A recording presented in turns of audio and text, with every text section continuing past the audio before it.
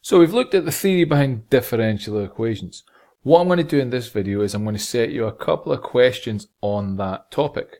What I want you to do is read the questions, pause the video and have a go at them, then come back, watch the rest of the video through and check your answers against the solutions and working that I'll pose to you in this one. So here you go, here are the questions.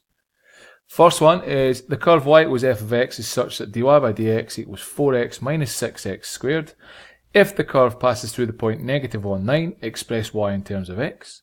And the second is find f of x given that f dashed of x equals 2, take away 1 over the cube root of x squared, and f of 8 equals 5. So these are two typical types of differential equation questions. So what I want you to do now, pause the video, have a crack at them, watch the solutions and the working after that.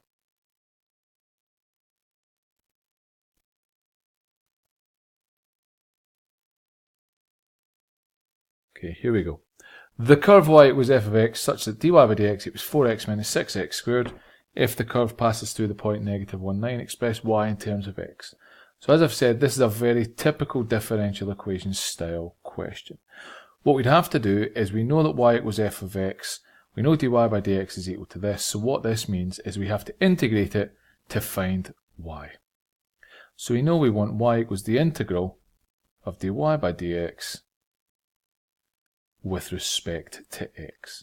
That's what we're after calculating. So in this case, it's going to be the integral of 4x take away 6x squared dx. So we integrate this the way we would. So split it up, separate terms. So integral of 4x dx take away the integral of 6x squared dx.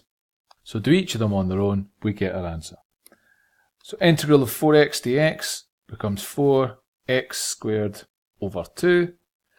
Take away the integral of 6x squared becomes 6x, raise the power to a 3 divided by the new power, and don't forget your plus c. Then we simplify what we can. So 4x squared divided by 2 gives me 2x squared. 6x cubed divided by 3 gives me 2x cubed. Then my plus c. So what we've got here is our general solution. But we are given a point here that it passes through. So what we're able to do is use this point to get a particular solution and figure out what c is. At this point, we know that x is equal to negative 1 and y is equal to 9. So if we substitute in x is negative 1 and y is 9 here, we could solve this for c. So what I'm then able to say is 9 equals 2 times negative 1 squared, take away 2 times negative 1 cubed plus c. So 9 equals, well, negative 1 squared is 1, so that's just 2, minus, well, negative 1 cubed is negative 1, so 2 times negative 1 is negative 2, but it's minus minus, so that then becomes plus 2 plus c. So from this I'm able to write out a simple little equation of c plus 4 is 9, I then know c has to equal 5. So now that I've got that, I can substitute it in here and get the particular solution, i.e. the exact curve we're after. So I then know that y equals 2x squared minus 2x cubed plus 5. I could write that in order of powers and have that as 5 plus 2x squared minus 2x cubed. Not a big fuss kicked up about that, but that's generally the way they like it written. But this here, as long as it's the correct c, would get the mark. That's what we're looking for, a particular solution in order to tell you the exact curve of the family of curves that we're looking for. Second question was find f of x given that f dashed of x is 2, take away 1 over the cube root of x squared, and f of 8 equals 5. So we want to integrate this. Now the 2 is fine, but this term here we have to rewrite. So we have to make sure it's in the form x to the power of n. So we have 2 take away, well, cube root of x squared becomes x to the power of 2/3, but it's on the bottom of the fraction and we want to bring it up, so that becomes take away x to the power of negative 2/3. Now it's written in the format we want, we can integrate. We then know that f of x is equal to the integral of 2 take away x to the negative 2/3 dx. And again, split it off into separate terms. So it's the integral of 2 dx, take away the integral of x to the negative 2/3 dx. From that, you do each term on its own.